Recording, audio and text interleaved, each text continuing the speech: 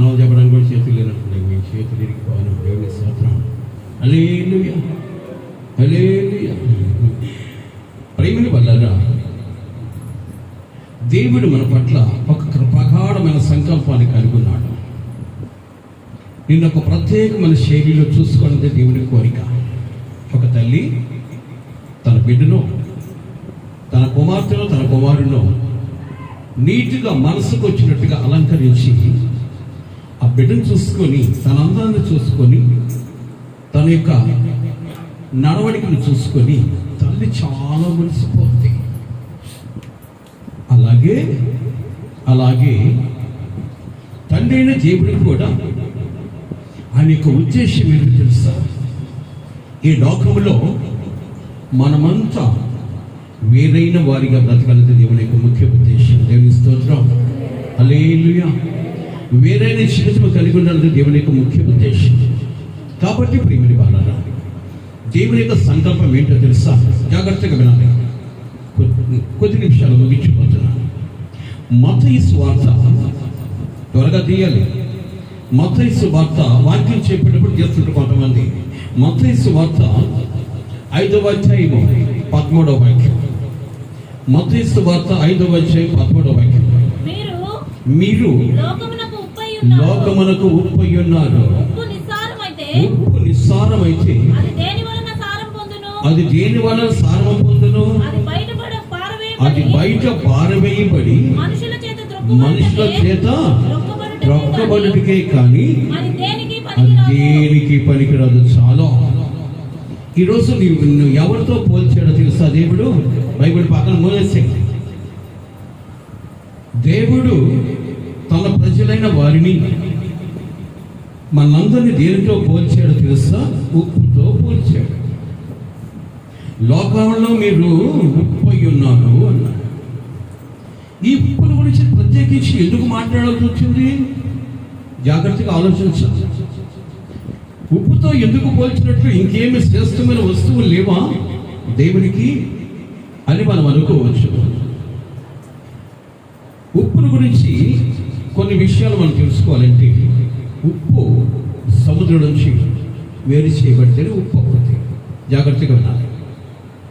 ఉప్పు ఎక్కడి నుంచి వస్తుందంటే, సముద్రంలో నుంచి నీరు వేరు చేసి దాన్ని ఆరబెట్టినప్పుడు ఆ నీరు ఉప్పు కల్లులు అవుతుంది. ఈ ఉప్పు ఎక్కడి నుంచి వచ్చిందంటే, సముద్రం నుంచి వేరు చేయబడిన తర్వాత నుంచి. అంటే సముద్రం నుంచి వేరు చేయబడాలి.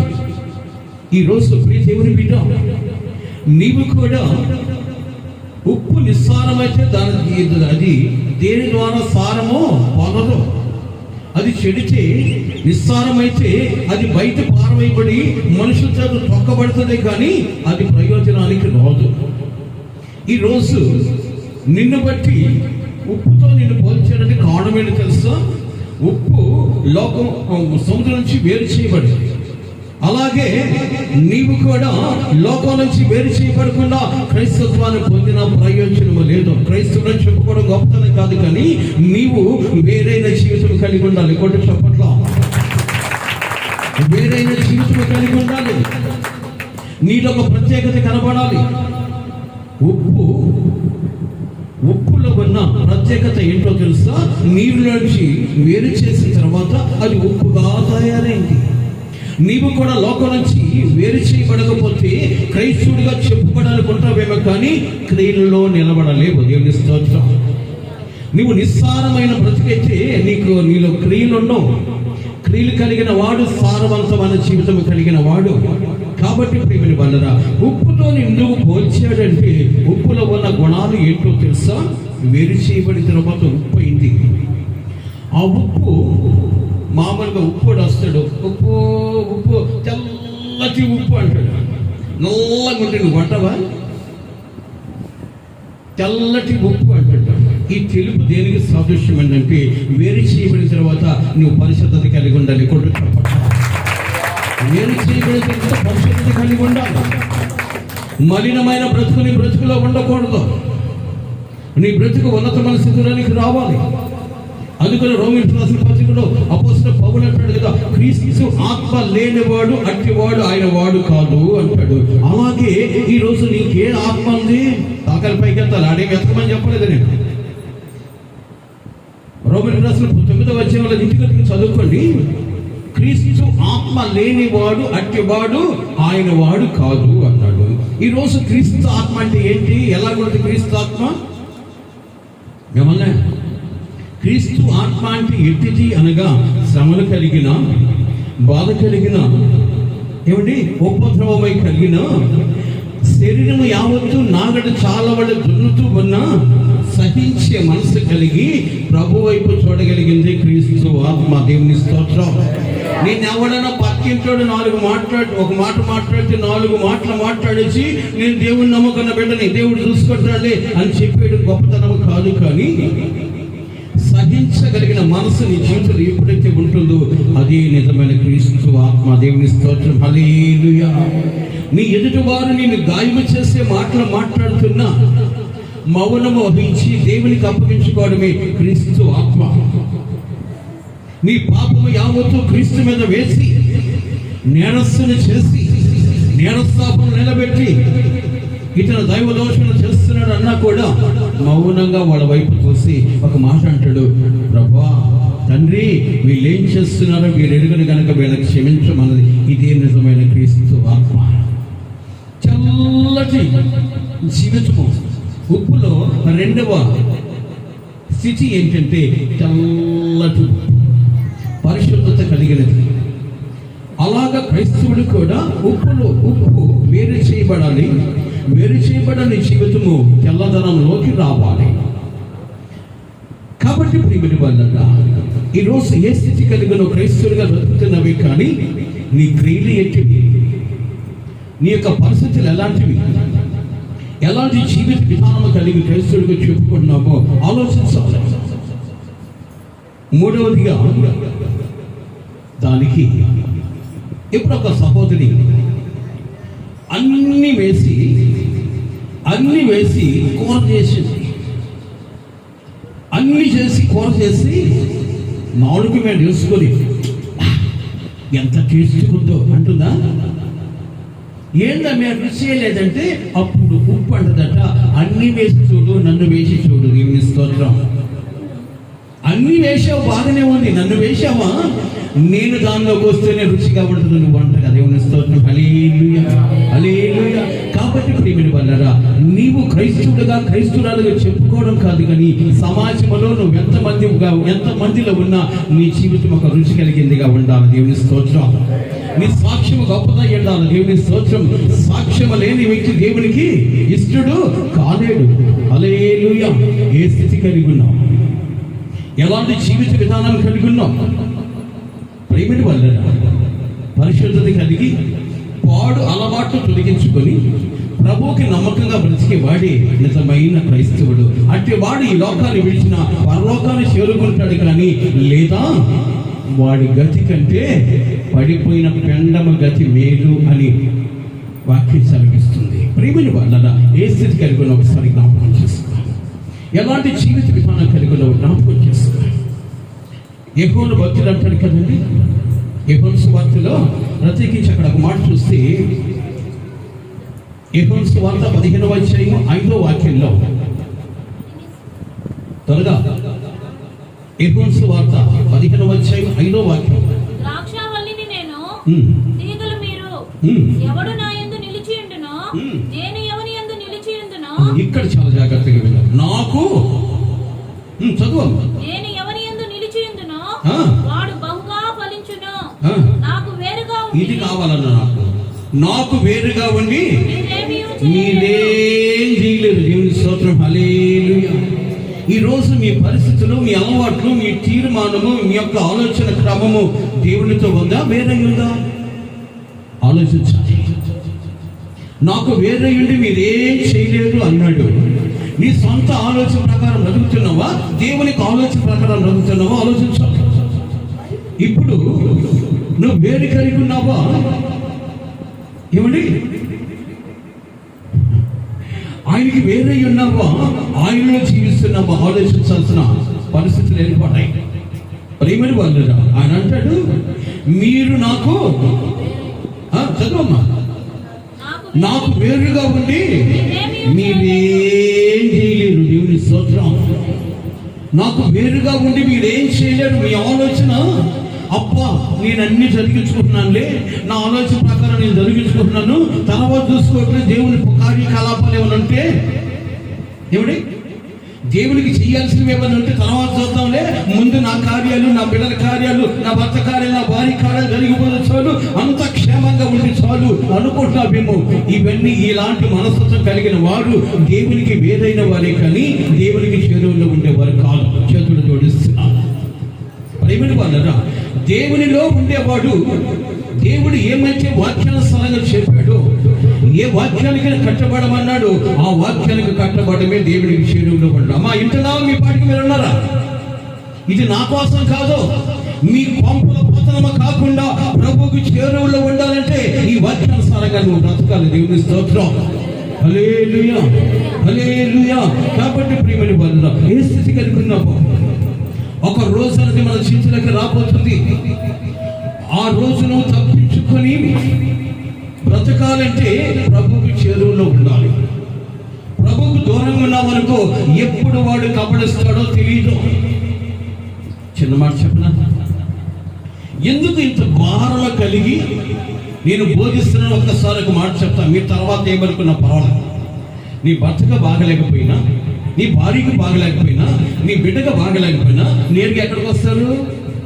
మిమ్మల్ని త్వరగా చెప్పండి, ఎక్కడికి వస్తారు? మందిరానికి వస్తారా? మందిరానికి తీసుకొచ్చి పాస్టర్ గారు మీ పరిస్థితి ఎలాగుంది ప్రార్థన చేయండి అన్నప్పుడు రాత్రంతా మీరు ప్రార్థన చేస్తారా? దైవ సేవకుడు ప్రార్థన చేస్తారా? కారణం ఏంటి అనగా దైవ సేవకుడికి మీ కుటుంబం పట్ల పరిగణలు కలిగి ఉన్న భారం. ఏం కమ్ముకుంటారు? నీ మొహంలే అన్నట్టుంది కానీ నిజమే అన్నట్లేదు. మీ మొక్కలు చూస్తుంటే మీ కొరకు అహర్నిష్ఠులు కడుపు కట్టుకొని ఆకలి కూడా పక్కకు నెచ్చి నీ బ్రతుకులు సాక పెట్టాలని దేవుని పాదాలు పట్టుకుని గోచారే స్థితి దైవ సేవకుడికి ఇచ్చాడు దేవుడు. ఈరోజు ఇంతగా మాట్లాడడానికి, ఇంతగా గర్జించడానికి, ఇంతగా బుద్ధి చెప్పడానికి కారణం ఏంటి తెలుసా? నీ కుటుంబము నాశనానికి దిగబారిపోకుండా దేవుని సన్నిధిలో నిలబడాలి. అందుకే ఈ మాటలను నిహచ్చరిక చేసి నీ జీవితంలో పొలిసిన అనుభవాలు ఉండకుండా ఉండాలి. ఇజ్రాయేలు ప్రజలు ఐగుప్తు నుంచి విడిపించబడిన తర్వాత ఐగుప్తునికి ఒక మాట చెప్పాడు, సహోదరులారా, నా బిడ్డలారా, మీరు 7 దినములు పులిసినది ఏది తినకూడదు. జాగ్రత్తగా వినాలి. 7 దినములు పులిసింది ఏది తినకూడదు. 7 దినాలు తినకపోతే తర్వాత వచ్చే దినం ఏంటి? విశ్రాంతి దినము. ఆ దినమున అన్నమే కాదు కదా, ఏది తినకూడదు. తెల్లవారిన తర్వాత సోమవారం మళ్ళా ఏం తినాలి? ఏం తినాలి? అంటారు ఏంటి? ఏం తినాలి మళ్ళా? అర్థం కదా? సహోదరులారా, 7 దినాలు మీరు పులిసింది ఏది తినకూడదు. తెల్లవారేటప్పటికి విశ్రాంతి దినము. విశ్రాంతి దినములో పొయ్యి రాత పెట్టకూడదు, ఏది కూడా వండుకోకూడదు, ఏది కూడా తినకూడదు. ఆ రోజంతా దేవుని యొక్క ప్రతిష్ఠ దినము కనుక, అది దేవుని దినము కనుక దేవుల్లోనే ఆరాధిస్తూ దేవుల్లోనే గడిపాడు. తెల్లవారిన తర్వాత సోమవారం వచ్చింది. సోమవారం ఏం తినాలి? ఇప్పుడు మళ్ళా అర్థం కాలేదా? మీ బతుకులు జడా మొదలు చెప్తున్నా. 7 దినాలు సోమవారం నుంచి 7 దినాలు ఎక్కేసి 7 దినాలు పులిసింది ఏది నీ నోటి వెంట పెట్టుకోకూడదు. ఆ 7 తర్వాత వచ్చే దినము విశ్రాంతి దినము. విశ్రాంతి దినము భోజనం కానీ పని బాటలు కానీ ఏమీ చేయకూడదు, దేవుల్లోనే గడపాలి. తెల్లవారిన తర్వాత సోమవారం వచ్చింది. ఇప్పుడు సోమవారం ఏం తినాలి? పులిసిన తినాలా? ఏం తినాలా? ఏంటి? పులిని రొట్టె తినాలి. మళ్ళా మీరు ఏమంటున్నారు? వాక్యం నాకు అర్థమే కావట్లేదు. నీ బ్రతుకులు అనగా 7 దినాలు తినబాకండి అన్నాడు. తెల్లవారు మళ్ళా 7 వచ్చేసింది. మళ్ళా 7 దినాలు మళ్ళా పులిసింది తినకూడదు. కాబట్టి నీ బ్రతుకులు పులిసింది ఏది ఉండకూడదు. దేవుని స్తోత్రం. హల్లెలూయా. పరిపక్వ పక్వత కలిగిన బ్రతుకు నీ బ్రతుకులో ఉండాలని కోరుకున్నాడు దేవుడు. ఎందుకో తెలుసా? పులిసింది అంతైనను ముద్దంతా చెడిపోతాయి. నువ్వు ఇవ్వాల్సిన దశభాగం 100 అయినా నీ బ్రతుకంతా చెడిపోతాయి. దేవుని స్తోత్రం. హల్లెలూయా. నువ్వు అనుకుంటున్నావేమో, అప్ప చెప్పించుకున్నానులే, పిల్లకాయలకి అయిపోయిందిలే, పెద్దవాళ్ళకి అయిపోయిందిలే, మా ఆయనకి అయిపోయింది, మా ఆవిడికి అయిపోయింది, మీ కొంప మొత్తం అయిపోయింది. దేవుని స్తోత్రం. ఆ స్థితి రాకూడదని కడుపు పంటతో బోధిస్తూ ఉన్నాను. దేవుని స్తోత్రం. డబ్బుల కోసం కాదండి, మీ బ్రతుకు కట్టబడాలి. నాకు ఇచ్చిన బాధ్యత. లేకపోతే నాకు కూడా ఉందండి కొంప, నాకు కూడా ఉన్నారండి బిడ్డలో. నేను కూడా వెళ్ళి వాళ్ళతో ఆనందంగా గడుపుకోవచ్చు. ఎందుకో తెలుసా? ఇక్కడ నా ప్రభు నన్ను సిలువ వేశాడు.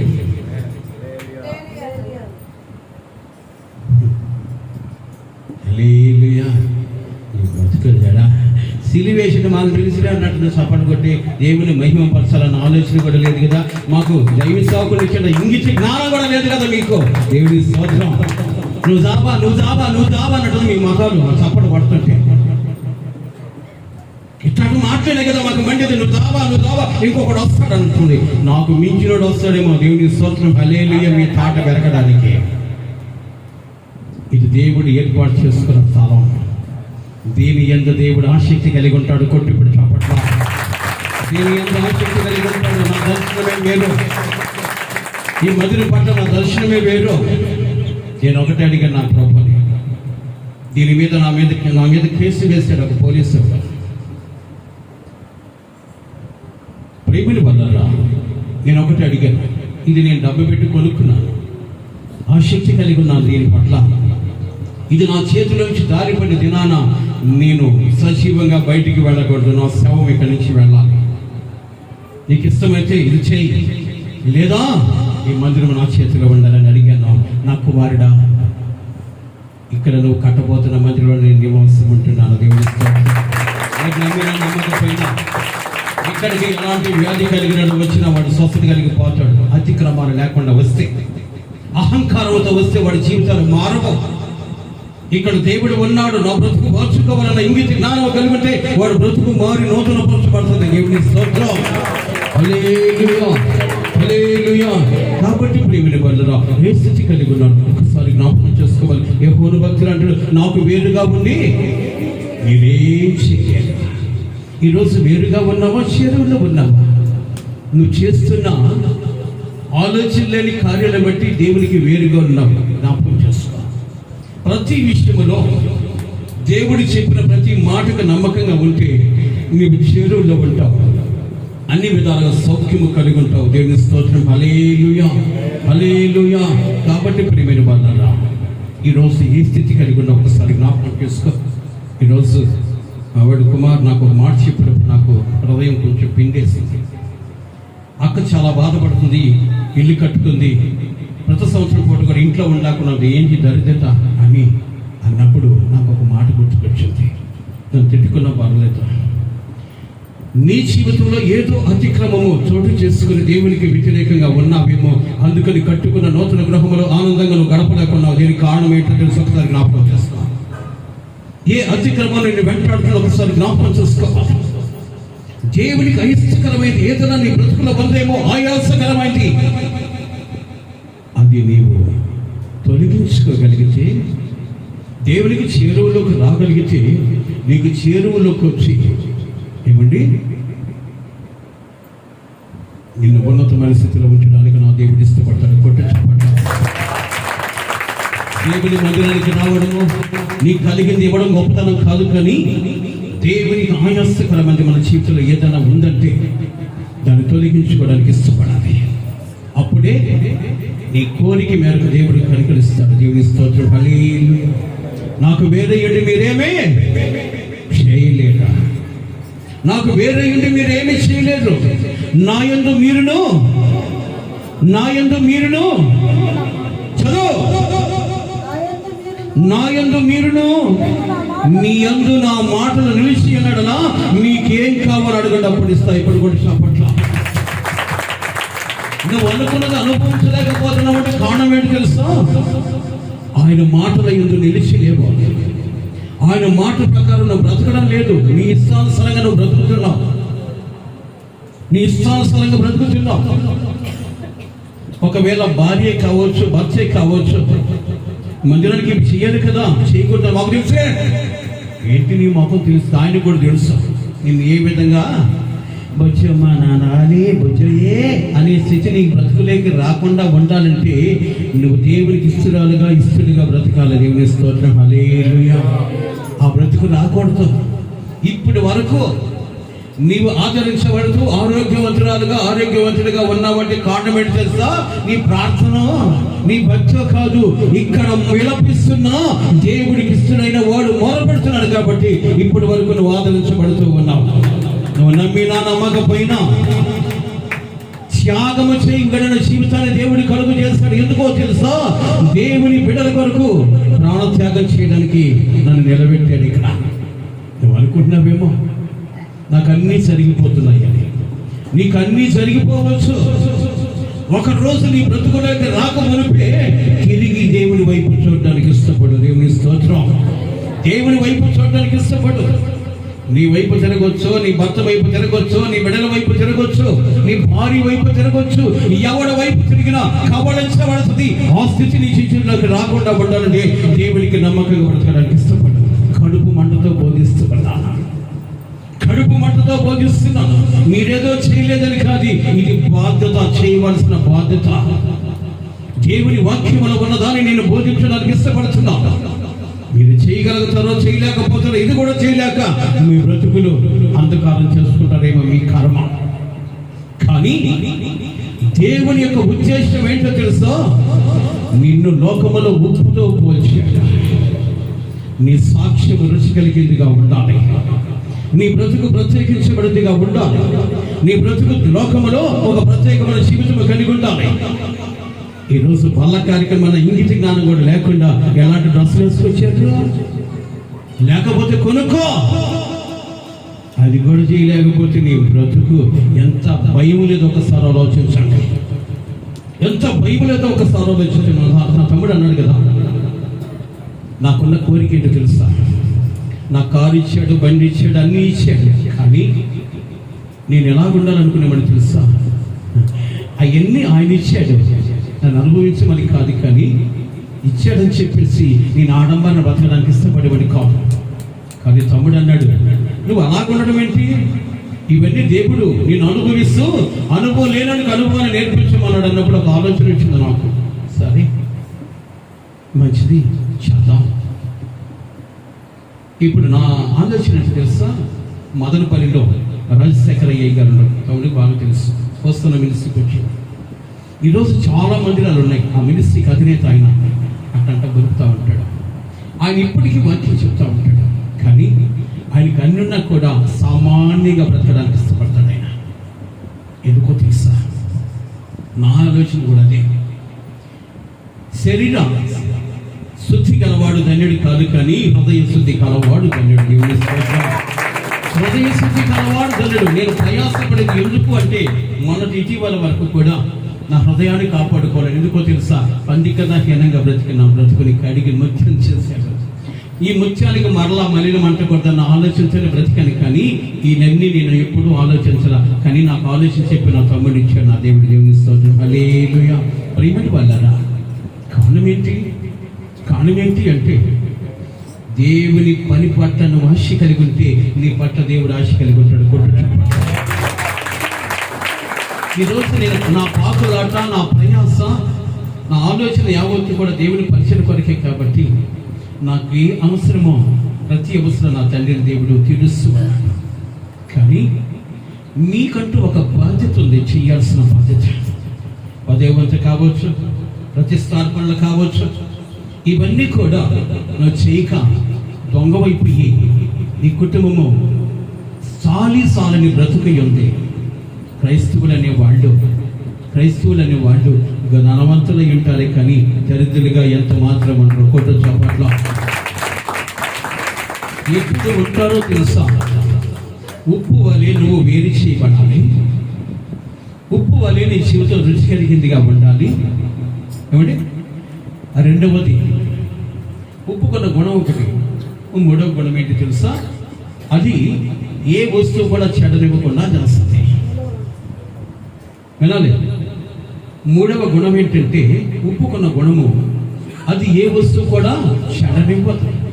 ఈరోజు క్రైస్తవుడిగా మారిన వాడు సమాజములో చెడిన వారిని చేరదీసి బాగు చేయని గుణగణము కలిగిన వాడే ఉప్పు లాంటి వాడు. కొట్ల ప్రేమిన వాళ్ళగా ఉప్పు కొండబడ్డ మూడో గుణం ఏంటి అంటే ఏ వస్తువును కూడా అది చెడని, ఏ వస్తువు కూడా చెడదు. అలాగే నీవు కూడా లోకం నుంచి వేరు చేయబడి పరిశుద్ధత కలిగి రుచి అనే సాక్ష్యం కలిగి నీవు సమాజంలో తిరుగుతున్నప్పుడు చెరిన వారిని సైతం చూసి సంఘం తెచ్చుకోవడానికి కాదు. ఏమండి, ఇందాక మా ఊరు చెప్పినట్టు పక్కన వాడు కొంప కూలిపోతాడు, అబ్బా బలే బలే బలే గోడ కూడా కూలిపోవాలనుకోవడం కాదు. చెడిన వారిని తీయడానికి నేను లోకం నుంచి వెలికి తీసి తన సాక్షిగా నిలబెట్టుకున్నాడు. లుప్పులో ఉన్న మూడవ గుణం ఏంటి అంటే చెడినదిగా ఏది ఉండదు. ఈరోజు నీవు కూడా చెడిపోయి ఇంకొకటి చెడగొట్టడం కాదు. ఏమంటే నువ్వు కూడా చెడిన వాడుగా ఉంటే ఇంకొకటి చెడిపోతాడు. కాబట్టి చెడిపోయిన నిన్ను చేరదీశాడు నా యేసయ్య. తన సాక్షిగా నిలబెట్టిన తర్వాత నీ బ్రతుకు మారి నూతన పరచబడాలి. ఎదుటి వాడిని చూసి మచ్చన పడ్డం కాదు. ఇలాగ చూడు, ఎదుటి వాడిని చూసి మచ్చన పడ్డం కాదు. లోకములో నీకు నేను ఎందుకు పంపించాడు అంటే ఆయన అన్నాడు, శిష్యులు పంపిస్తూ, సహోదరులారా మిమ్మల్ని ఎవరి మధ్యకి పంపిస్తున్నట్టయ్యా? అదిగా ఇది పెద్దగా చెప్పయ్యా, పెద్దగా చెప్పు. ఎవరి కొడుకు? తోడేళ్ల మంచికి గొర్రెలు పంపిస్తున్నాను. నీకు ఏ టైంలో హాని కలుగుతుందో తెలియదు. హాని కలగకుండా ఉన్నట్లు ఆపద కలిగించే వాడి కొరకు అహర్నిశలో ప్రార్థించగలిగితే వాడు నీ వలె మార్చబడతాడన్నదే నీ ముఖ్య గుణగణమై ఉండాలి. దేవుని స్తోత్రం, హల్లెలూయా. కాబట్టి ఈ ఉప్పు కొండబడ్డ స్వభావం ఏంటో తెలుసా? దేనిని కూడా చెడనిపోతాడు. క్రైస్తవులకు ఉండాల్సిన ముఖ్యమైన గుణం ఏంటి తెలుసా? చెడిన వాడిని సైతం చెరదీసి వాడికి నీ ప్రేమను చూపించి ప్రభు వైపు తిప్పడానికే ఈరోజు నిన్ను వెలికి చేశాడు లోకములో నుంచి. ప్రేమని వాళ్ళ ఉప్పు కొండబడ్డ మరొక గుణం ఏంటి తెలుసా? ఆ గుణం ఏంటి తెలుసా? అది తీసి మరలా నీటిలో వేస్తే ఏమవుతుంది? నీటిలో వేస్తే తన రూపము కనబడకుండా కరిగిపోద్ది. ఈరోజు క్రైస్తవుడు కూడా అందరిలో కలిసిపోయి అందరిని ప్రేమించే గుణము కలిగి ఉండాలి. దేవుని స్తోత్రం, హల్లెలూయా, హల్లెలూయా. అందరిలో కలిసిపోయే మనస్తత్వం కలిగి ఉండాలి. అయ్యా అది కాదు కావాల్సింది, నీ బతుకు ఇది కాదు. అందరిలో కలిసిపోయే గుణము కావాలి. నా ఊర్లో నేనే ప్రత్యేకం, నేను పెద్ద టాలెంట్ అని చెప్పుకోవడం కదా. టాలెంట్ అయినా నిజమైన టాలెంట్ ఏంటో తెలుసా? అందరిలో కలిసిపోయే గుణము కలిగింది నిజమైన టాలెంట్. నేను చూసిన వాళ్ళు నిజమైన క్రైస్తవులకి లాగుంటారా? మా తమ్ముడు నేను ఒక దగ్గర కూర్చొని వీళ్ళకి ఏం పొంగు లేదా? ఆ టీ పొంగుల కాడ అక్కడెక్కడ కూర్చొని సాగుపోతుల మధ్యలో ఉంటారు అని. సిగరెట్లు తాగేవాడు మధ్య. ఇప్పుడు మేము అక్కడ ఉంటే 10 సిగరెట్లు తాగేవాడు 4 తాగుతాడు, 10 తాగేవాడు 4 తాగుతాడు. ఎందుకో తెలుసా? వాడు చాటుకు పోయి తాగాలి. ఇప్పుడు మా వల్ల ఎన్ని తగ్గించాడు? 6 తగ్గించాడు. చెడ్డగా మాట్లాడేవాడు మాటలకు తాళం పెడతాడు. ఎందువల్ల? దైవ సేవకులను కట్టుకుని ఉండటం వల్ల. 4 గుట్టకాలు మింగేవాడు, వాడు గుట్టకాలు మింగకుండా ఇప్పుడు వెళ్ళిపోతాడు. అన్న ఎక్కడ మీటింగ్ లేవని, మీటింగ్ ఎక్కడే మాకు. దేవుని స్తోత్రం, హల్లెలూయా. ఇప్పుడు మేము ఆడున్నప్పుడు ఎన్ని వాడి జీవితం నుంచి తొలగిపోయాయి. అలాగే నీవు కూడా కరిగిపోయే మనసు కలిగి ఉండాలి. అందరిలో కలిసిపోయే మనసు కలిగి ఉండాలి. నేను ఇంతే, నేను గొప్పే, నా టాలెంట్ ఇంతే, నేను ఇంతే, నీ తొడబగిలి సంకనాగిపోను. దేవుని స్తోత్రం, హల్లెలూయా, హల్లెలూయా. ఏ స్థితి కలిగి ఉన్నావు బిడ్డ? ఎలాంటి జీవిత విధానం కలిగి ఉన్నావు ఆలోచించాలి. ఎలాంటి ఆలోచన క్రమం కలిగి ఉన్నావు ఆలోచించాలి. క్రైస్తవుడిగా చెప్పుకోవడం గొప్పతనం కాదు. జాగ్రత్తగా మనం ముగించిపోతున్నాను. క్రైస్తవుడిగా చెప్పుకోవడం గొప్పతనం కాదు. నీ బ్రతుకు మారి నూతన పరచబడాలి. అందుకు అల్లా కంగాన పట్టిన కొత్తగా అప్పుడప్పుడు వస్తుంది అన్నమాట మందిరానికి. అప్పుడప్పుడు అంటే ఉప్పు తక్కువైనప్పుడు స్పూన్తో వేస్తాలో అప్పుడప్పుడు ఆ టైప్లో అన్నమాట. ఇలాంటి వాళ్ళని దేవుడు ప్రేమిస్తాడంటారా? మీరు చెప్పాలి. ఇలాంటి వాళ్ళని దేవుడు ప్రేమించగలడా? దేవుడు ప్రేమించగలడా? ప్రేమించబడాలంటే శ్రమల్లో సైతము సహించగలిగి దేవుని కళ్ళు దృష్టిలో నిలబడగలిగితే ఈ కష్టాల్లో ఆయన తోడుంటాడు. ఇప్పుడు కొట్టి చెప్పండి. ప్రేమను వల్ల ఎలాంటి ఆలోచన క్రమం కలిగి ఉన్నావు జ్ఞాపకం చేసుకో. ఈరోజు క్రైస్తవుడిగా నీతో దేవుడు మాట్లాడి తెలుసా?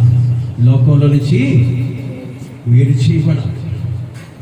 చేయబడాలి. కానీ ఈరోజు క్రైస్తవులు మందిరంలో ఒక రకంగా, బయటికి వెళ్ళిపోయిన తర్వాత ఇంకొక రకంగా, కొంతమంది చూస్తున్న కడుగు మండతో. ఇది క్రైస్తవుల యొక్క లక్షణాలే అంటామా? నన్ను చాలా మంది అడిగారు, సార్ టీవీలో వాక్యం చెప్తున్నారు కదా, కనీసం కోట అన్నా వేసుకోవచ్చు కదా. కోట ఎందుకు? చూసి దానికి బాగుంటుంది. ఎవడికి బాగుండాలి? ఎవడికి బాగుండాలి? యెహోవా మెచ్చుకునేవాడే గనుడు.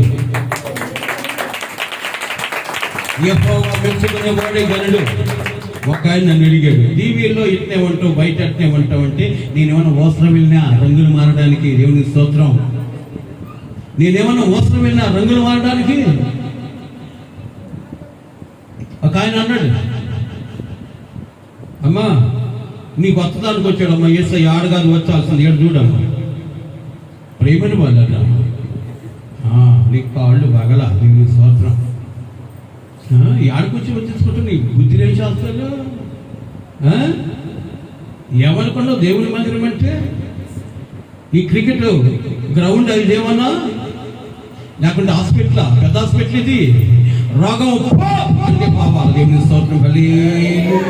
మాట వినగలిగితే, మాట వినకపోతే వాడు బతుకులు అలాగే ఉంటాయి. వస్త్రాల్లో పట్టణాలు కలిగిరాడు. ప్రేమిని వాళ్ళు ఈరోజు లోకం నుంచి వెలికి తీయబడ్డావు. జ్ఞాపకం చేస్తావు. నీవెవరో నీకు తెలియకుండా బ్రతుకుతున్నావేమో.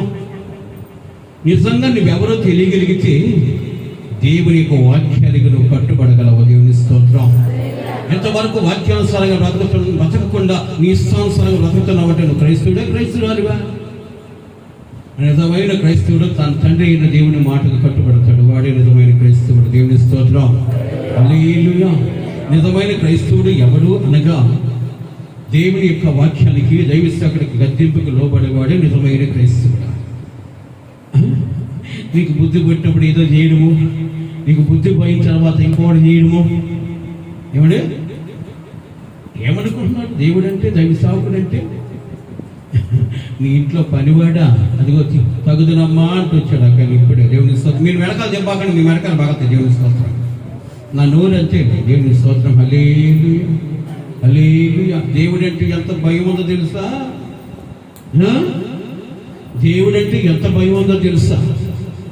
ఈరోజు లైవ్ ప్రోగ్రాం లేదు, అయినప్పుడు కూడా నేను 3:30 నుంచి ప్రార్థనలో ఉన్నా. ఎందుకో తెలుసా? దేవుడు అంటే నాకు భయం. నీ బిడ్డలకి ఏ మాటలు బోధించాలో నాకు చెప్పయ్యా అని చెప్పి అడుగుకుంటా ఉంటాయి. మీకు మటుకు భయం ఇలా 6:30 కూడా ఆదివారం గారు తొందరగా పోదామన్న ఆలోచన కూడా ఉండదు. 9 గంటలకు రండమ్మా మీ పాదాలకు వందనాలన్నా మళ్ళా అవసరం పెట్టు. మేము వచ్చేది ఆ టైంలోనే 10 గంటలకు. దేవుని స్తోత్రం. హల్లెలూయా. కరెక్ట్ టయానికి సుజాతమ్మ ఒకటి వచ్చిపోతుంది. తర్వాత వచ్చాడు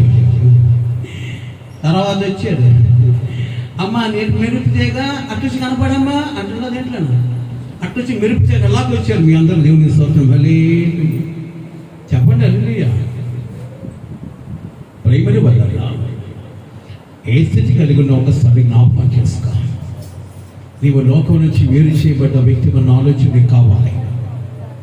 లోకం నుంచి వేరు చేయబడకుండా నీ బ్రతుకు రుచికరంగా మార్చబడతాడు. లోకం నుంచి వేరు చేయబడకపోతే నువ్వు నిజమైన క్రైస్తవుడిగా సమాజానికి కనబడలేవు. నువ్వు సమాజానికి కనబడాలి క్రైస్తవుడిగా అంటే, నిజమైన క్రైస్తవుడిగా కనబడాలంటే లోకం నుంచి వేరు చేయబడ్డ నువ్వు రుచి కలిగిన సాక్ష్యం పాట పాడతాం. స్పరిమళించెని నా సాక్ష్య జీవితమే పరిశుద్ధాత్ముడు నన్ను నడిపించుచున్నందునే ప్రభువా నిన్నే ఆరాధించెదా కృతజ్ఞత. అంటే పాడచ్చు, ఈ పాట పాడొచ్చంటున్నా. ప్రభువా నిన్నే ఆరాధించెదా కృతజ్ఞత. మాగలి కృతజ్ఞత అర్పణ కూడా చెల్లించిన మీ మోకాలకి పాట మడుగు బాగుంది. ఏసన్న పాడుకున్నాడు. ఆయన సమస్తములు తన ప్రాణములు కూడా కృతజ్ఞత చెల్లించడానికి ఇష్టపడ్డాడు కాబట్టి ఆయన వాడుకున్నాడు. కానీ మనం వాడుతాం. ప్రభువా నిన్నే ఆరాధించెదా కృతజ్ఞతార్పణలతో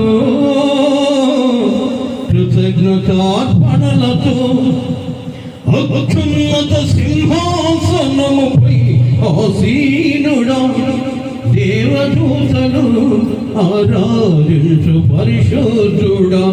ఇక్కడ మాట్లాడాడు, యేసయ్యా నా నిలువెల్ల నిండి అన్నావు. ఈరోజు పల్ల కార్యక్రమం చెప్పి జరిగి కూడా రంగురంగుల బట్టలు, తిమోతి గంధంలో ఉంది కదా, రంగురంగుల బట్ట వేసుకొని జడ నిండా పూలు పెట్టుకొని నగలు దిగేసుకొని ఇక్కడ వస్తే నిన్ను చూసి అబ్బా నా బిడ్డంతా టాయిలెట్గా వచ్చిందబ్బా అనుకుంటాడా? పాట మడుగు పాడుతాం. యేసయ్యా నా నిలువెల్ల నిండి ఉన్నావు, నా మనసారని సన్నిధిలో సాగిలపడి నమస్కారము. ఏం చేస్తావా? సాగిలిపడి ఇల్లు కింద పడిపోకుండా చూసుకో. పక్క కొడుతులేకపోతే ఎందుకని ఏ సైజు సొత్తు తిని తిని తిని తిని ఒక పక్క వాసి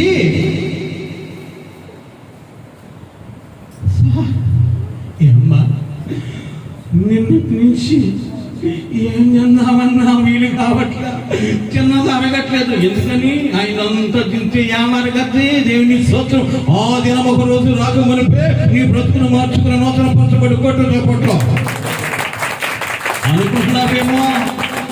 అనుకుంటున్నావేమో. మళ్ళా చెప్తున్నా, ఏ విధంగా నీవు దగ్గర నుంచి రాబట్టుకోవాలో నాకు తెలుసు. దేవుని స్తోత్రం. వేరు చేయబడ్డ నీవు వేరై బ్రతకకుండా ఎవరై బతుకుతున్నావు? వేరై బతకుండా ఎవరై బతుకుతున్నావు? ఏ వేరు? దశమ భాగాలు కృతజ్ఞత అప్పుడు ఆల్అవుట్ లాగా మింగే వేరు లేదు. ఒక దినమైన దొంగ తప్పించుకోలేవు.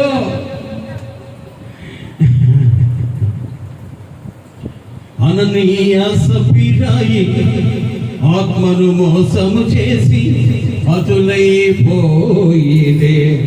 ఎందుకని అందరు క్రైస్తవులు చూసినప్పుడు ఈడ కూడా ఉపనాటం వచ్చేసి ఏమే మొత్తం అమ్మేద్దాం, మనం కూడా చావుకి ఇచ్చేద్దాం, వాళ్ళతో తిరగదాం. ఇంకా మనకేం కావాలి? పిల్లకాయలకి పెళ్ళిళ్ళు అయిపోయినాయి, వాళ్ళకి అది అయిపోయింది, వీళ్ళకి ఇది అయిపోయింది.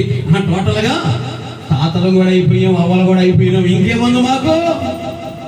టోటల్గా అయిపోయింది. కాబట్టి ఇక మొత్తం ఆయన చూసుకుంటాడని చెప్పేసి పొలం అమ్మారు, ఇళ్ళు అమ్మారు, మొత్తం పోగైంది.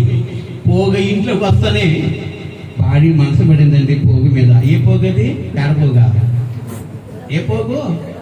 డబ్బు పోగు. డబ్బు పోగు వస్తే అమ్మకి అమ్మ బాబాయ్ ఇంత ఇయ్యాలా? అలే ఏమల్లి కూడా చెప్పలేదు. ఓ అమ్మ లాక్డౌన్ నుంచి ఇప్పటి వరకు ఎంత ఇయ్యాలన్నా? కొట్టో సపోర్టో అలే. లాక్డౌన్ నుంచి ఇప్పటి వరకు ఎన్నేళ్ళు? 9 నెలలు. ఓయమ్మ నా గుండె బాగలా. దేవుని స్తోత్రం. పాట పడిన గుండె జారిపోతా ఉంది.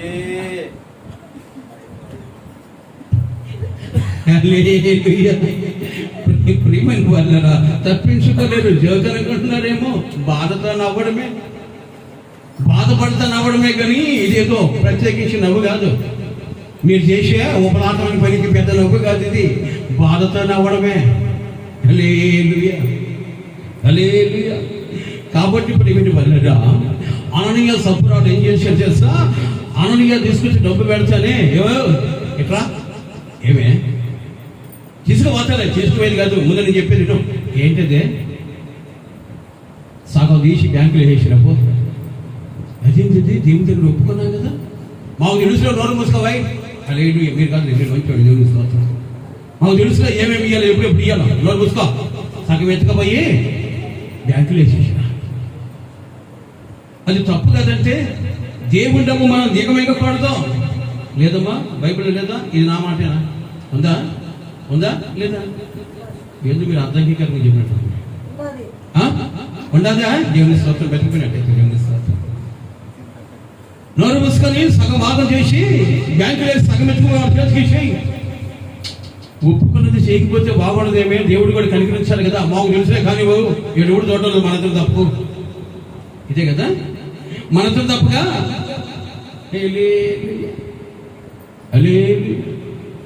ఇదిగో ఈ డబ్బులు ఎత్తుకుపోయి పిల్లకాయలు ఫీజు కట్టేసిన దేవుడి డబ్బులు కదా మాకు తెలుసులే పో రేపు ఇంకొక చేసి.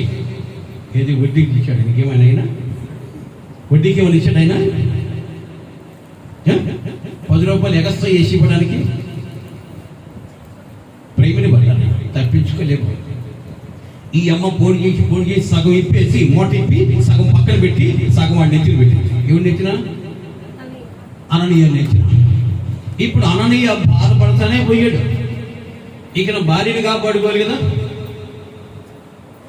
ఇప్పుడు ఏమైనా మీ ఇంటికి నుంచి ఒకవేళ బుద్ధి లేని పాసన అయి ఉంటే ఏమైనా దశం బాగా రాలేదంటే యాడు సార్ ఇప్పటికి నేను చేసిన పనికి డబ్బులే రాలేదు సార్, మా ప్రసాదం తీసుకున్నాను. ఇప్పుడు నేను చేసిన పనికి డబ్బులే ఇంకా లేదు సార్, 3, 6 నెలలు 9 నెలలు అయిపోయింది, ఇంకా ఇలా రేపిస్తాలే ఇల్లు ఇస్తాను అన్నాడు. అందుకని చెప్పాలి కదా, భార్యని కప్పెట్టాలి కదా. ఇప్పుడు భార్య అంటే మహాలవుగా దేవుడి కన్నా కూడా దేవుని స్తోత్రం చెప్పండి. దేవుడి కన్నా కూడా భార్య అంటే మహాలవు కదా మనకు. ఇప్పుడు అననీయ అక్కడికి వెళ్ళిపోయి పేతురు గారు ప్రార్థన చేసుకుంటా ఉన్నారంటే ఇలాగే కూర్చొని ఆయన ముందు పెట్టి, అయ్యా అయ్యగారు పేతురు కూర్చోవా కూర్చో అయ్యా, మేమేమైతే అనుకున్నామో ఆ విధంగా మా పొలం మీ డబ్బులు. అప్పుడు పేతురు గారు ఎలాగున్నాడు సార్? ఫుల్ అభిషేకంలో ఉన్నాడు. దేవుని స్తోత్రం. హల్లెలూయా. ఫుల్ అభిషేకంలో ఉన్నాడు, ఫుల్ అభిషేకంలో ఉన్నాడు. అనయ్యా ఎందుకే అమ్మేరా? మొత్తం వచ్చింది ఎంతేనంటే, అయ్యా ఒట్టయ్యా, ఇది ఒట్టయ్యా, నా భార్య మీద ఒట్టు, భూమి మీద ఒట్టు, దేవుడి మీద ఒట్టు, మా ఇంటి ఆయన మీద ఒట్టు, మా ఇంటి ఆవిడ మీద ఒట్టు, నా బిడ్డల మీద ఒట్టు, మొత్తానికి ఆదేశాడు ఒట్టు పెట్టి. ఒట్టు అంటే ఏమనుకుంటున్నారు? అబద్ధం చెప్పేళ్ళందరినీ పోగొట్టుకోవడమే కదా. దయచేసి ఒట్టు పెట్టవద్దు. ఎస్ ఆర్ నో, అవునంటే అవును, కాదంటే కాదు అన్నట్టుగా మీ బ్రతుకులు ఉండాలి. కానీ తప్పించుకోవడానికి ఒట్టు పెట్టద్దని ప్రభు పేట మనం చేస్తున్నాను. చాలా బతికి ఉంది బైబిల్ మీద ఒట్టు. బైబిల్ అంటే ఏమనుకున్న దేవుడి మీద ఒట్టు అంత అహంకారం వచ్చేసింది మన వాళ్ళకి. బైబిల్ మీద ఒట్టు, బిడ్డ మీద ఒట్టు. బిడ్డను ఎవరు ఇచ్చారు? దేవుడు ఇచ్చాడు. ఆ బిడ్డ మీద ఒట్టు. మా ఆయన మీద ఒట్టు, ఆయన ఎవరు ఇచ్చాడు? ఆయన ఇచ్చాడు. ఆయన మీద ఒట్టు. మా ఆవిడ మీద ఒట్టు, ఆవిడని ఎవరు ఇచ్చాడు? ఆయన ఇచ్చాడు. నా తల్లిదండ్రుల మీద ఒట్టు, కన్న తల్లిదండ్రుల మీద ఒట్టేశాడు. ఎందుకని? చిన్న తప్పిదం దేవుని సన్నిధిలో చేసి తప్పించుకోవడానికి. ఎన్ని పాపాలు చేశాడు ఒకసారి ఆలోచించాడు. ఇప్పుడు అననీయ అక్కడికి పోయి అన్ని ఒట్లు వేసేసాడు. అననీయ పరిశుద్ధాత్మ దేవుడిని మోసం చేయడం అవసరమా అని ఎప్పుడైతే అన్నాడు ఏమయ్యాడు? ఆ స్థితి నీ బ్రతుకులో రాకూడదు, ఆ స్థితి నీ బ్రతుకుల్లో రాకూడదని ప్రభు పేట ఆనబెట్టి చెప్తున్నాను. ఆ బ్రతుకు నీ బ్రతుకులో ఉండకూడదు. మేము కూడా ఇవ్వాలా? ఎవడు నువ్వు కుడిగివా? నేను కూడా ఇవ్వాలి. నేనే చేస్తాను 10వ వంతు. ఎందుకో తెలుసా? నేను నా బిడ్డలు నా కుటుంబం శాపగ్రస్తులుగా ఉండకూడదు. టోటల్గా నా బిడ్డలు కూడా తీయాలి, నా కుటుంబం యావత్తు తీయాలి. ఈయన రోజు వాళ్ళ సమస్యలుగానే ఉంటాయి. బలిపేట మీద హెచ్చరిక చేస్తున్నాను. తప్పించుకోలేము. అననీయ తప్పించుకోవాలని ఎన్నో ప్రయత్నాలు చేశాడు. చివరికి ఏమైపోయాడు? అపోతీకుడు ఏమైపోయాడు తెలుసా? హతుడైపోయాడు, చనిపోయాడు. వెంటనే పనివాడు పిలిచాడు, రే మీ నిజమే పాతి పెట్టండి రా. మీ నెత్తి పాతి పెట్టుకోండి. పాతి పెట్టేసి వచ్చి కాడు కట్టుకొని ఆయన పక్కన నిలబడుకున్నారు. సాయంకాలం వచ్చింది. ఈ దరిద్రుడు ఆడ తిరుగుతున్నాడా? వీడికి ఊరంతా వ్యవహారమే. దేవుని స్తోత్రం, హల్లెలూయా. వీడికి ఊరంతా వ్యవహారమే. తొందరగా కొద్దామని తెలియదు. మీరు కాదు మంచివాడు. దేవుని స్తోత్రం. తొందరగా ఎత్తుకపోయి బ్యాంకు మూసేస్తున్న బ్యాంకులో వేసి రావచ్చు. ఇక నీ మనిషికి ఆడలేని తపన. మేము పావమ్మేమని డబ్బు మా ఇంటికి వచ్చిందని అందరికీ తెలుసు కదా. రాత్రికి లూటి చేస్తారేమో మా పంపదని చెప్పి భయం వేసి అయ్యగారిని ఎతకడం ప్రారంభించింది. దేవుని స్తోత్రం. మళ్ళీ కూడా చెప్పలేదు. అయ్యగారిని వెతకడం ప్రారంభించింది. దశం భాగం ఈయనడానికి పోయాడు కదా. దశం భాగం కాదు, కాలుకు మొత్తం ఈయడానికి పోయాడు కదా. ఆడకు పోయి అయ్యగారు వదనాలయ్యా, అయ్యో బాగోనరా, భలే ఉన్నానులే. దేవుని స్తోత్రం, హల్లెలూయా. మీ బాగులు చూసుకుని నా భాగ్యమి నేను దేవునితో ఉన్నంత కాలము. హల్లెలూయా, హల్లెలూయా. అనుకుంటిని ఎదుటే నిలిచే నీపైనే, అనురాగ సీమలో అనుబంధము పెంచిన నీతో, అరణ్యవాసమే నాకు మేలాయని, నార్పణలు నీవు పరిశుద్ధ పరచు. ఎప్పుడు ఇచ్చేటే కదా పరిశుద్ధపరచడానికి. పెద్ద పెద్ద చెప్పి లాగేసిటివి, పాట మటుకు పాడుతుంది. నార్పణలు నీవు పరిశుద్ధ పరచుచున్నావని, యేసయ్యా నీ పాదాల చెంత నా శిరము వంచెదా. నీవే నాకని నేనే నీకని నాకై విజ్ఞాపన చేయుచున్నావని, అనుకుంటిని ఎదుటే నిలిచే నీపైనే. ఏమనుకున్నావు? ఎవరు అనుకున్నావు? ఇంట్లో బాడిక ఆలోచించుకోవడానికి ఎంత ఇద్దాము, తర్వాత ఇప్పుడు ఇచ్చి మళ్ళా చెప్తాము. దేవుని స్తోత్రం, హల్లెలూయా. ఇదొక టాలెంట్ కొంతమంది. మీరు కాదు, మీరు మంచోడు. దేవుని స్తోత్రం. ఇదొక టాలెంట్. సగం ఇప్పుడు ఇద్దాం. ఇది వాయిదాల పద్ధతి అనమాట. ఏసై గీయడంలో కూడా ఏందబ్బా ఇప్పుడు ఈరోజు పంట పడుతున్నాయి అనుకుంటారేమో. నీ బ్రతుకు మరి నూతన పరచబడాలంటే ఇది చేయాలి. ఈ వచ్చింది ఎవరామి? సపేర వచ్చింది అక్కడికి. అయ్యా పేదరి గారు అన్నాడు. అయ్యా అమ్మా,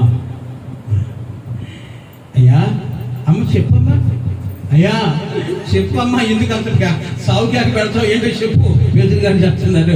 అయ్యా అయినారు. చెప్పమ్మా, ఏంటమ్మా విషయం? ఏం లేదు అయ్యారు, మా ఆయన మా ఇల్లు మా పొలవాన్ని అమ్మేసి మీకు పరిచయం ఇయ్యాలనుకున్నాం కదా, మొత్తము అది తీసుకొని వచ్చాడు. ఆయన ఏమన్నాడు వచ్చాడా అంటే, అమ్మా మీరు ఎంతగా నమ్మింది? అది కాదయ్యా మా ఆయన. మీరు ఎంతగా నమ్మింది? అది కాదయ్యా మా ఆయన ఇచ్చాడా? లేదమ్మా ఇంతగా నమ్మింది. అడిగేది ఏంటి, చెప్పేది ఏంటి? కాదయ్యా మా ఆయన ఏమైనా డబ్బులు తీసు. కాదమ్మా ఇంతకన్నా మీరు నమ్మింది. మా ఆయన మీద వచ్చి వాడిని ఎప్పుడు కాజేసి దేవునికి స్తోత్రం. మా ఆయన మీద వచ్చయ్యా ఎప్పుడో కాజేసి. క్రైస్తవులే మళ్ళా ఏ రైతు జీవితం అంట ఇల్లు. దేవుని స్తోత్రం. మీరు గదిలే ఏ రైతు జీవితం అంట ఉప్పులాగా వేరు చేయబడ్డ జీవితం అని చెప్పుకుంటారు లోకంలో. అయ్యా మా ఆయన మీద ఒట్టు, వాడి మీద ఒట్టేసి కదా వాడిని కాజేసుకున్నావు ఎప్పుడో. దేవుని స్తోత్రం. మళ్ళీ ఆ ఒట్లు పక్కన మీ ఇంట్లో మీద వాళ్ళు కాజేసుకోవాలండి. అది వేసిందా? మా ఆయన మీద ఒట్టు అన్నది. ఉన్నాడు ఆయన, ఏమయ్యాడు? ఇలాగ ఎంతమందికి వేసిందో ఒట్లు. దేవుని స్తోత్రం, దేవుని స్తోత్రం. ఒట్టు వేసి నేను గట్టిగా పంపించేసింది. దేవుని స్తోత్రం. అమ్మా మీరు ఎంతగా నమ్మారు? అయ్యా మా ఆయన మీద ఒట్టయ్యా, నీ ముందు నువ్వు బైబిల్ మీద బుద్ధి రాదా? నీ ఇంట్లో నీ డబ్బు ఉన్నప్పుడు అది నీదే కాదా అని అంటాడు. నీ కొంచెములో ఎందుకు మీరు అపవిత్రులయ్యారు, అబద్ధీకులయ్యారు? ప్రేమని పొందాలా? నేనేమని అడిగానా? మీ మొత్తం మనకి పడగలేదే, 10వ వంతు మీరు చెల్లించాల్సిన పద్ధతి కాబట్టి చెల్లించమన్నాను, లేదంటే మీ కర్మ. ఏమా నీవు కూడా అబద్ధం చెప్పాలి, లేదయ్యా ఒట్టయ్యా అన్నదంట. మీ ఆయన ఒట్టు పెట్టి గట్టిగా పోయి గట్టిగా పూడ్చిపెట్టాడమ్మా. వాడిని పాతి పెట్టిన పాదాలు ఇప్పటికీ ఆరకమనిపి అంటే వెంటనే ఆంగడి ఏమైపోయింది, ఆంగడి నిద్రపోయింది. హల్లెలూయా. ఆ నిద్రలోకి మనం పోకుండా ఉండాలంటే మెలకువ కలిగే దేవుడి దగ్గరికి మనం నమ్మకంగా రావాలి. దేవుని స్తోత్రం. నువ్వు ఎవరనగా దేవుడు చెప్తాడు, నీవు లోకానికి ఉప్పు వేయి అన్నాడు. అనగా అర్థమేంటి తెలుసా? లోకం నుంచి వేరు చేయబడాలి. ఉప్పు సముద్రం నుంచి వేడి చేయబడ్డట్టుగా నీవు కూడా లోకం నుంచి వేడి చేయబడాలి. ఉప్పు లోకం నుంచి వేడి చేయబడిన తర్వాత దాని రూపం ఎలాగుందో తెలుసా? చల్లగా ఉంది. నీవు కూడా లోకం నుంచి వేడి చేయబడిన తర్వాత పరిశుద్ధతతో కలిగి జీవించండి, పరిశుద్ధాత్మతో నడిపించబడాలి. రెండవదిగా నీవు లోకానికి రుచి కలిగిన వాడిగా అనగా సాక్షిగా జీవించాలి. ఈ సాక్ష్యం గొప్పదై ఉండాలి. నిజముగా క్రైస్తవులు అనగా క్రీస్తుకు విరోధులు కాదు, కానీ క్రీస్తుకు సన్నిహితులు, దేవునికి గుణగణాలు కలిగిన వాళ్ళు, ఈ సాక్ష్యాన్ని కాపాడుకునే వాళ్ళు లోకానికి ఉప్పై ఉంటారు. దేవుని స్తోత్రం. మూడవదిగా ప్రేమిని వల్లరా దేనిది చెడగొట్టేదిగా ఉండదు. కానీ ఈరోజు క్రైస్తవుడు అక్క యాడికి పిల్లలు తీసుకుపోతాను, యాడికంటే ఏందమ్మా రాత్రి నుంచి ఒకటే చిడి పెడుతున్నాడమ్మా పిల్లోడు అంటే, దాని అక్క మా సందులోకి అక్కంది అది కడుతుంది. ఏంటది ఏదది సందులాకు, ఏ సందులోకి తెచ్చిందో తెలియదు, సందులాకు కడతారు. ఎవరివి ఇవెవరు? యేసయ్యా నా నిలువెల్ల నిండి ఉన్నావు అనే మనిషి ఆ పిల్లోడు తీసుకుని ఆ మర్యాదగా మందిరానికి వస్తుంటే ఈ మనిషి అడ్డం పోయి, ఎంతక్క మరి మనం చేసేది మనం చేయాలా, దేవుడు చేసేది దేవుడు చేయాలక్క. మా సందులో ఉన్నాడు, సందులో అక్కడ కట్టేవాడు, ఆడ పోయి కట్టించుకో, తర్వాత కావాల్సింటే మందిరానికి పో. వేరే జీవితమైనది చెప్పుకోవడానికి సిగ్గు లేదా క్రైస్తవులు చెప్పడానికి? నిజమైన క్రైస్తవుడు దేవుని వాక్యానుసారంగా బ్రతకడానికి ఇష్టపడతాడు, ప్రయత్నిస్తాడు, కష్టపడతాడు, ఆ కృపను పొందుకుంటాడు. దేవుని స్తోత్రం. హల్లెలూయా. కాబట్టి ఎదుటి వాడికి చెడిచేదిగా ఉండకూడదు క్రైస్తత్వం. చెడిన వారిని సైతం క్షమతీసి దేవుని సన్నిధికి నడిపించేది నిజమైన క్రైస్తత్వం, వేడి చేయబడ్డ క్రైస్తత్వం. కాబట్టి చివరిదిగా ఈ ఉప్పుకున్న గుణం ఏంటి తెలుసా? నీటిలో నుంచి తీయబడ్డప్పుడు ఉప్పుగా తయారైంది. ఇదే ఉప్పు తీసి నీటిలో వేస్తే ఇక కనబడకుండా కరిగిపోతుంది. కాబట్టి క్రైస్తవుడా, నా టాలెంట్ ఇది, నేను చాలా భక్తిపరుని, నేను ఇహా అనుకుంటూ బ్రతుకుతున్నావేమో. నీవు కూడా సమాజంలో కరిగిపోతూ అందరినీ దేవుని సన్నిధికి నడిపించగలిగితే సమానత్వం అంటారు. దేవుని స్తోత్రం. అలాంటి సమానత్వం నీ బ్రతుకులో లేనప్పుడు నువ్వు క్రైస్తవుడిగా ఉండడానికి కూడా ఇష్టము దేవుడు ఇష్టపడేవాడి కాదు. కాబట్టి ప్రియమైన వాళ్ళ ఏ స్థితి కలిగి ఒకసారి జ్ఞాపకం చేసుకో. నీలో ఈ గుణాలు లేకుండా లోకములో నీవు నేను రాణించలేము. రాణించాలంటే దేవుని కృప మనకు కావాలి. కాబట్టి ప్రియమైన వాళ్ళు చిన్న ప్రార్థన చేసుకుందాం. మమ్మల్ని మిక్కిలి ప్రేమించిన ప్రియుడా, మీకే స్తోత్రాలు చెల్లిస్తున్నాం. మా యొక్క గుణగణాలు ఎటివో, ఎలాగ మేము బ్రతకాలో మాకు నేర్పించినందుకు మీకు స్తోత్రాలు చెల్లిస్తున్నాం. ఈ వాక్యం విన్న ప్రతి ఒక్క బిడ్డ హృదయం కదిలించబడి హృదయ పరివర్తన చెంది లోకంలో వేరైన జీవితం కలిగి మీకు నమ్మకంగా బ్రతుకుడు సహాయం చేయాలి.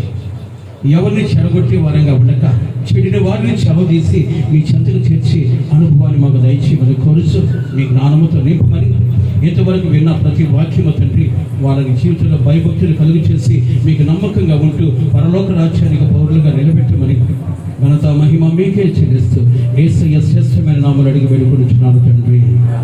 మన పరమ దేవుని ప్రేమ, కుమారుడైన యేసుక్రీస్తు వారి కృప, పరిశుద్ధాత్మ దేవుని యొక్క సన్నిధి సహవాసము కాపుదల ఇప్పుడు ఎల్లప్పుడూ సహాకాలము సకల పరిశుద్ధులను కూడి వచ్చి మనకందరికీ ఈ లైవ్లో వీక్షిస్తున్న ప్రతి ఒక్క